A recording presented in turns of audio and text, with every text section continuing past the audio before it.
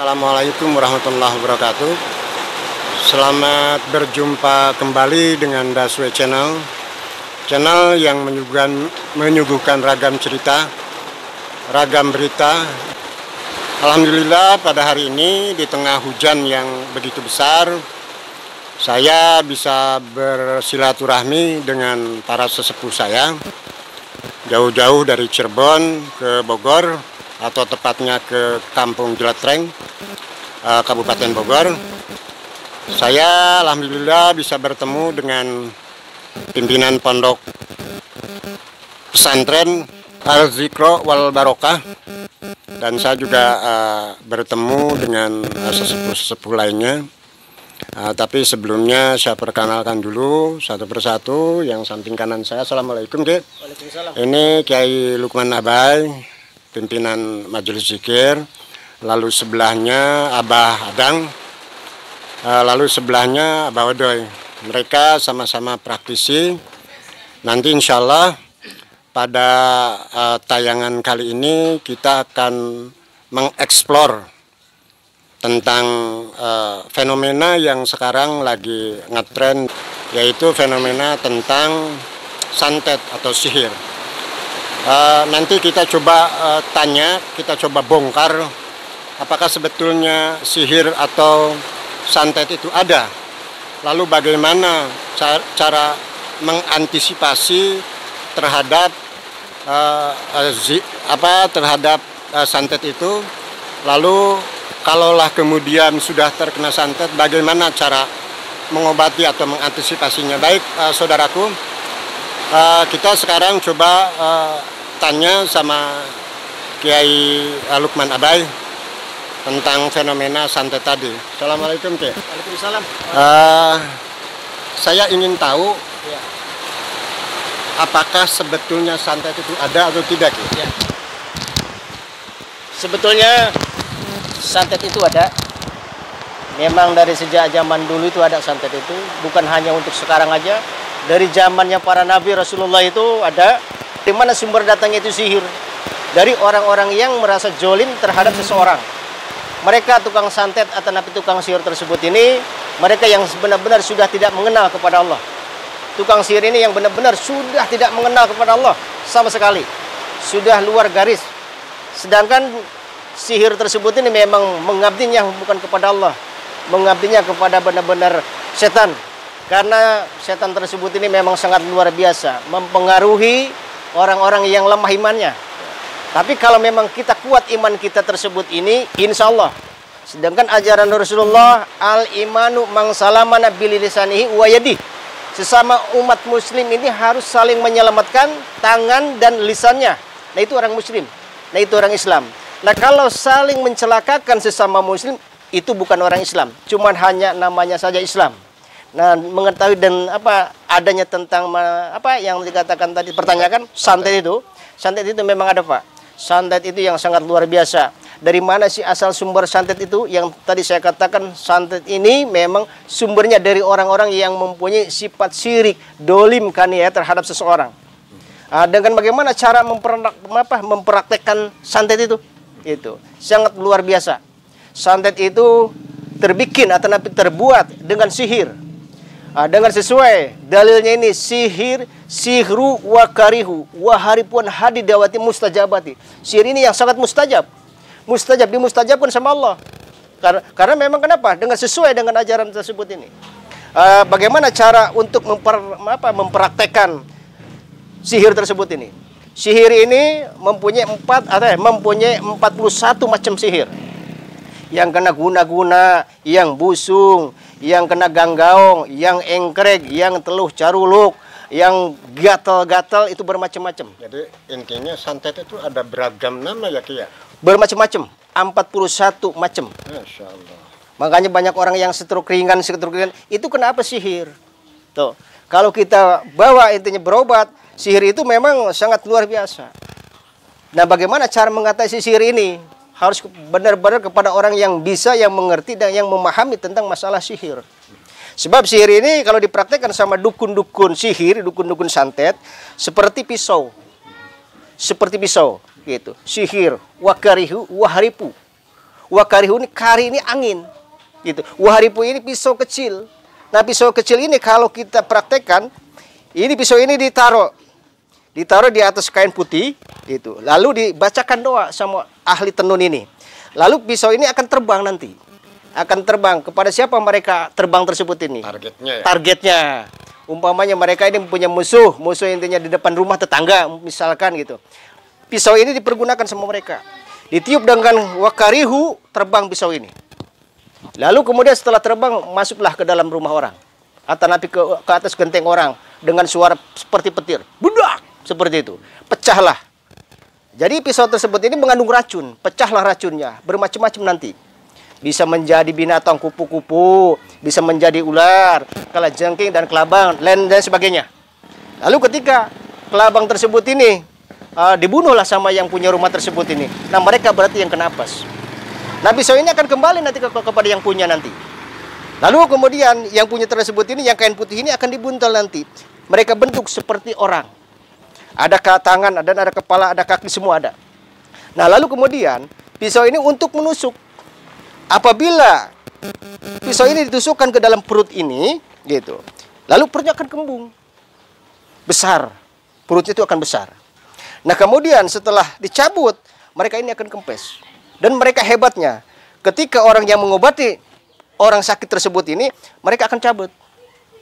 Seperti tidak merasakan sakit. Tapi ketika orang yang mengobati tidak ada, ditusukkan kembali. Nah, bagaimana kalau sudah ditusukkan seperti ini, tidak dicabut-cabut, sangat luar biasa. Orang kesakitannya luar biasa. Itu seperti itu. Lalu harus bagaimana cara mengatasinya? Harus kepada orang yang paham dengan sihir. Harus kepada orang yang benar-benar ilmunya matang. Yang benar-benar ilmunya diridhoi sama Allah. Nah, itulah untuk melawan sihir. Bukan hanya intinya ala kadar dengan hanya doa-doa saja, bukan. Gitu. Doa memang sangat mustajab doa ini. Doa hanya hak Allah yang mempunyai. Tapi di samping hak kita harus bersyariat. Kepada siapa kita bersyariat? Oke, kan ada fenomena lain tentang santet ini yang saya tahu gitu kan, dan yang pernah saya dengar. Ketika misalnya si dukun atau apalah namanya melakukan proses santet terhadap seseorang, lalu kemudian yang ngobatin itu ternyata ilmunya, katakan yang ngobatin santet ilmunya lebih tinggi, maka santet itu akan kembali ke yang bikinnya. Itu betul atau tidak? Betul, memang akan kembali kepada yang bikin. Tapi yang punya santet ini lebih paham. Itu, lebih paham. Ketika ada yang mengobati tersebut ini, nah mereka ini akan dicabut nanti. Itu, seolah-olah yang punya sihir ini seolah-olah tidak melawan. Seperti itu, tidak melawan. Karena kenapa? Ini orang yang sakit tersebut akan diobati. Tapi pisau ini dicabut. Jadi yang sakit ini akan merasa sembuh. Ketika yang mengobati sudah tidak ada, lalu kemudian sama mereka ini akan dituncupkan lagi nanti. Akan ditusukkan lagi ke bagian mana yang mereka akan tusukkan. Ke bagian kepala nanti akan sakit kepalanya. Ke bagian perut nanti akan kembung perutnya. Ke bagian kaki nanti akan lumpuh, tidak bisa jalan. Ke bagian tangan pun sama, seperti itu. Karena sihir ini menutup peredaran darah. Seperti itu. Nah, dikarenakan memang sihir ini, ketika sama orang tersebut ini, sama keluarga yang sakit ini, dibawa ke rumah sakit. Oh, ini penyakitnya tidak ada penyakit apa-apa. Gitu. Nah, ini disinilah sihir, kehebatan sihir. Seperti itu. Makanya dengan cara melawan sihir tersebut ini, harus mempunyai orang yang mempunyai ilmu yang telah nanti diwariskan sama guru atau sama kiai tersebut ini. Harus apa untuk melawan sihir ini? Harus dengan doa yang benar-benar sangat mustajab. Makanya di situ ada doa yang sangat mustajab. Allahumma ya bizabaliyati, Allahumma ya qadijal hajati, Allahumma ya hilal musilati. Seperti itu. Untuk kenapa? Untuk mengatasi sihir-sihir tersebut. Seperti itu. Dengan apa cara untuk mengalahkannya? Dengan penghancur sihir. Tuh, yang telah diturunkan atau diwariskan oleh Rasulullah. Itu yang sesuai dengan ajaran Al-Qur'an. Hancurkan sihir. Dan juga kepada masyarakat, jangan merasa takut dengan sihir. Kita punya Allah kok. Itu. Jangan sekali-kali kita merasa takut dengan sihir. Munajat kepada Allah, muntang kepada Allah. Semua hak Allah. Tapi Allah sifatnya Rahman Rahim. Yang baik pun disayang, yang jahat pun disayang. Allah tidak pilih kasih seperti itu. Makanya kita harus mengatasi dengan apa yang telah Allah berikan kepada kita semua ini. Banyak doa-doa yang harus kita jalankan seperti itu. Apakah santet itu ada masa kadaluarsanya? Tidak. Misalnya begini. Ketika si dukun itu melakukan penyantetan terhadap seseorang misalnya, apakah kemudian si dukun itu memberikan waktu sehari kah, 2 hari kah, 3 hari kah, kalau misalnya tidak tertangani lalu kemudian yang disantet meninggal? Itu santet seperti itu intinya. Jadi sebetulnya memang Ustaz, dia punya target. Yang menyantet ini punya target. Biasa yang lebih hebat itu yang mempunyai sendiri, bukan beli. Nah kalau beli ini target 41 hari target orang kena santet. Tuh umpamanya belilah, umpamanya beli santet nih, umpamanya 50.000 kasarnya. Begitu beli santet 50.000, saya punya musuh siapa, si A. Nah minimal ini harus punya target. Harus merasa orang tersebut ini tersakiti dengan sihir ini, dengan pisau ini. Tersakiti. Kalau memang sudah merasa tersakiti, ada orang yang mengobati, dan mereka tersebut ini yang awalnya beli, tidak mampu beli lagi, ya sudah selesai. Tapi kalau memang yang belinya tetap masih punya uang, masih beli juga terus, beli terus, habisin, sampai habis. Tuh. Artinya kalau misalnya si orang yang membayar dukun untuk menyantet orang, dia kuota uangnya terbatas, tidak sampai, katakanlah kasar-kasarnya si yang disantet itu mati. Tinggal tergantung targetnya. Harus dimatikan apa harus dihancurkan saja, apa harus dibikin sakit saja. Ada sesuai dengan perjanjiannya.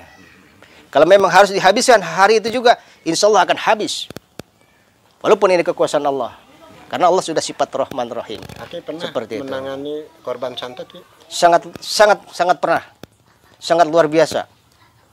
Sudah beberapa intinya yang saya tangani seperti itu. Tapi alhamdulillah, bukan 1 kali 2 kali saya menangani orang yang kena santet, orang yang kena teluh. Seperti itu alhamdulillah. Makanya dari watas ini saya sangat bukan membenci saya. Dan juga bukan menantang kepada orang yang punya santet. Tujuan saya untuk memperbaiki akhlak-akhlak yang orang punya santet tersebut itu. Bukan menantang saya. Untuk mereka tersebut ini, hentikanlah santet itu. Hentikanlah berbuat jolim kepada seseorang. Karena dilarang oleh ajaran Al-Quran. Karena dilarang oleh Allah kita menjolimi seseorang. Seperti itu. Oke, saya ingin lebih tegas. Ya. Ini, gitu kan. Ya berdosa yang nyantet sudah tentu berdosa. Sangat berdosa. Tapi pernah nggak Aki ngobrol atau katakanlah menerima curhat dari korban santet? Ya. Lalu kemudian korban santet itu menunjuk misalnya ini yang nyantet itu Saya tidak pernah mengatakan ketika ada orang sakit datang ke tempat saya ini mau berobat. Mereka menanyakan, ini saya kena guna-guna orang ini. Saya tidak akan pernah berbicara atau nanti mengatakan kamu disantet seseorang. Tidak seperti itu. Karena itu dilarang juga oleh agama, oleh hukum. Intinya kamu sakit, intinya. Nah kita obati. Allah memberikan obat. Karena sesuai dengan innallaha ya'murukum an tu'adul amanat ilallah. Allah memberikan perkara itu 5. Yang satu perkara umur ya, hak Allah. Yang kedua perkara sehat dan sakit, hak Allah. Yang ketiga jodoh, hak Allah. Yang keempat rezeki, hak Allah. Yang kelima maut, hak Allah. Tidak ada seorang pun yang bisa mengambil nyawanya. Hanya Allah yang mengambilnya. Seperti itu. Gitu. Baik, makasih Pak ngobrol-ngobrolnya. Ya. Terima kasih. Bapak-bapak.